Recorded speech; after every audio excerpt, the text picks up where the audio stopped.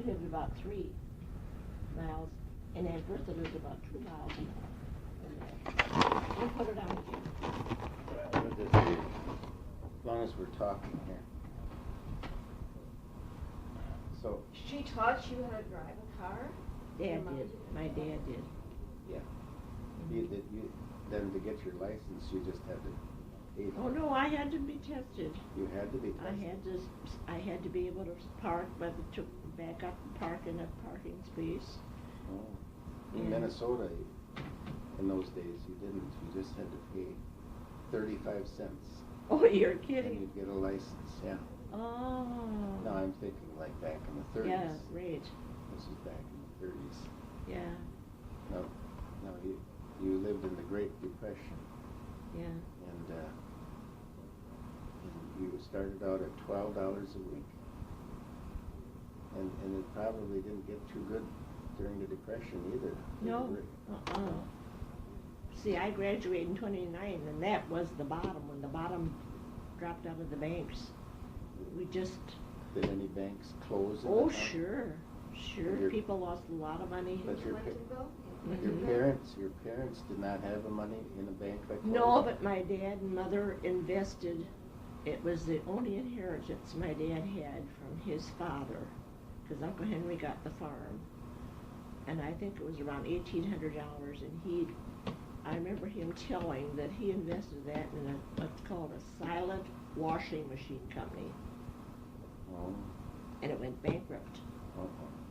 And my dad and mother never saw a penny of it. You bought stock in a company. That's right. That folded. And my dad's sister's husband talked him into it, Uncle John Lang. I can remember him telling it. Yeah, but he never held it against Uncle John. He said he personally could not help that it went bankrupt. John Lang probably lost some money too. Well, I'm sure he did. I'm sure he died on Christmas Day. Silent Uncle John. washing machine. Yeah. Hmm. Yeah. Well. But my dad always said it taught him a good lesson, and he said nobody got hurt. No. If anybody would have been hurt or shot or lost a limb or something, he looked at it real well. He just said... you know, washing machines weren't silent back then. I know. They were like lawnmowers. Yeah. Did you see one of those? Motor, sure. Yeah. Motor. And Bertha had one like that. With the motor. Motor. Now, yeah. did the motor run in the house? Yes. Where did the fumes go? I can't tell you that, They but I remember. Probably had a vented. Pipe going outside. Vented, yeah. So here was this racket down in the basement? Yeah, right. It's like running a lawnmower in the Right, basement. right. Did you know that, Van? Well, it's just like when we moved to Clintonville and we bought the Spang house, and Vanna said, Mother, she said, I never thought we'd have such a nice home. And that's the first time I could hang my clothes inside in the basement. Otherwise, I always had to hang everything outside and bring them in, and they were just like boards. Oh, yes, yeah. And my dad would put ropes around in the dining room and the living room, and we'd have, well, Herb was in college. He always sent his laundry home. So you would hang, but you have hung out clothes in the winter and they froze. Right. And then you'd bring them in and stack them up just like lumber. Now, in town, when you hung out clothes, would you put the underwear in the center lines and the sheets in the outside lines? Right, right. So that the neighbors wouldn't see the underwear? Right, okay. right. That's right. See, you're right. People nowadays don't know that happened. And then when we got the Spang house and had such a beautiful basement, Harry put lines up for me.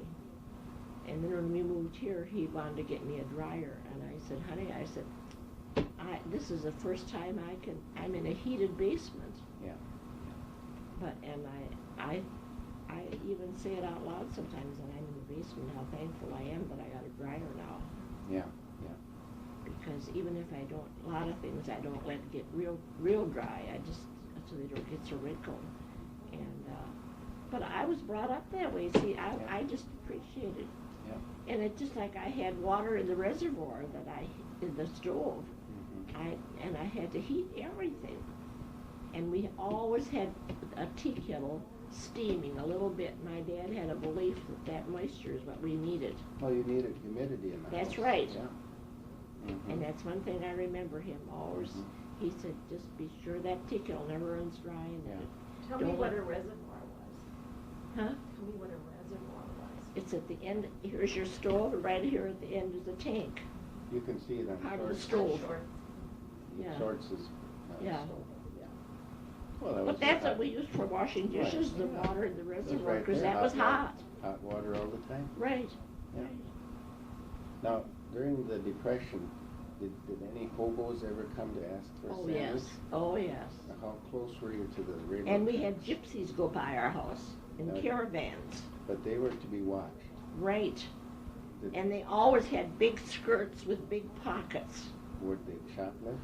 Oh, sure, and even in the farms, sometimes they'd even, and Bertha says they'd even steal chickens.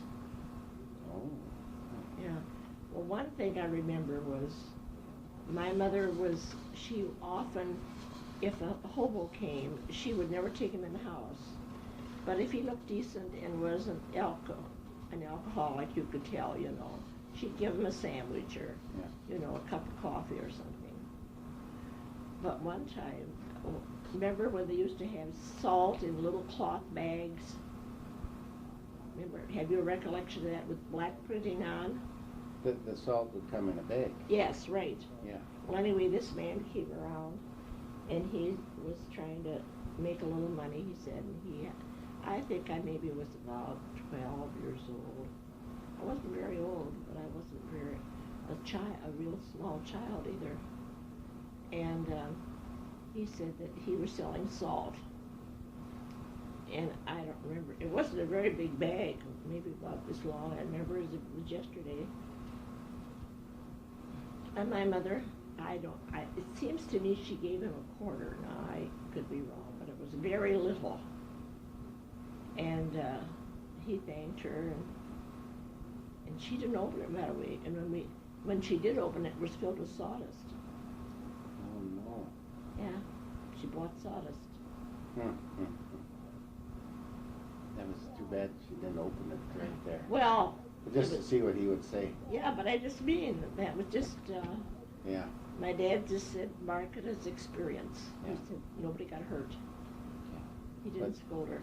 But, see, my mother used to give hobos Yeah. something to eat too. Mm-hmm. And this one hobo came through Wanamingo more than once, so that she recognized him, and he said his Came name. more often. She said he told her his name was Charlie. Mm-hmm. Well, she felt sorry for him and gave him dinner. And she had lemon pie. And Charlie left his lemon pie and walked out and didn't eat her lemon pie. Mm-hmm. Then he was heading for the neighbor, Mrs. Theodora Johnson. Mm-hmm. And Mother quick got on the phone and she said, don't give that Charlie anything. He just left a nice big piece of lemon pie here. How come he did that? Well, I suppose he didn't like lemon pie. Oh. But Mother thought he should eat it anyway. That's right. Oh, I But see. she wasn't going to let him go to another house and get Yeah. dessert. Right. Well, isn't that good? That's good. Oh, don't do it again. No, don't worry about it. And Harry said he can remember his grandpa telling that he fled because there was a war in Germany. Oh, that was Martin Vandree. Yeah. In 1858, he and his father came to the United States because Ralph showed me the Yeah. obituary. Oh, yeah. And so, But he said that this grandpa fled by night. He'd sleep in haystacks. so he wouldn't get in the Prussian army. That's right. Yeah, And nobody would find him. yeah. And then he'd run again. And then, And then when he got to America, he run right into the war. well, he got to America in let's say 1858. Yeah. And then 2 years later, the Civil War. Civil War was, Yeah. and he was in that. 61, I guess. It But started. he lived through it.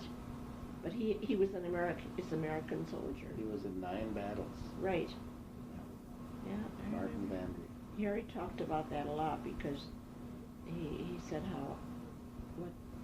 what danger they were in, and how they'd help one another. And there was a gal in Clintonville one time. She had been in Germany during the war, and she told how terrible it was. How they would try to help one another, you know, shield somebody, take them in, and then those men would come in and just take them. They wouldn't even ask. They just like rob them. Yeah. It was awful. Do you remember Pearl Harbor, what you were doing Oh, that day? sure. Do you remember it happening? I was there. I mean, I've been there too at Pearl Harbor. Yeah. But you do remember what Pearl Harbor Oh, was? sure. Listening to the radio. Sure. Yeah. And then, did you ever know anybody that was killed from Clintonville? No, but I have a first cousin buried in Hawaii. What's that famous cemetery? What was that, Bowl? Is it Punchbowl Cemetery? No, Lester Fisher. He's the first cousin. He is my mother's sister's boy, and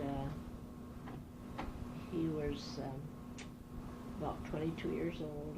He was in underwater Submarine? submarine, electrician underwater, and was electrocuted. Oh. And my Aunt Ida, my mother's sister, got a letter from a buddy of his that was a good friend of Lester's, and wrote to my aunt and uncle and said that they had attended Lester's funeral. Well, didn't they know Lester And was then dead? he didn't even know he was dead.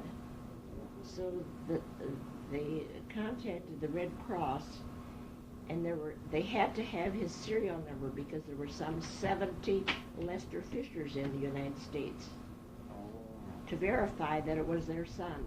Oh. And my aunt went right into a trance. She just never cried. She just froze. And I think that shortened her life. You know what I mean? And we had a regular church memorial service with his picture up in front, his sailor suit on. But he's buried in Hawaii. But what is that? Pearl Harbor. Pearl Harbor, yeah. Hawaii. I was there down where those 1,400 soldiers. Yeah, USS Arizona. Right. I was there. Yeah. I was there. You just stand there and you just cry and you don't know why you're crying.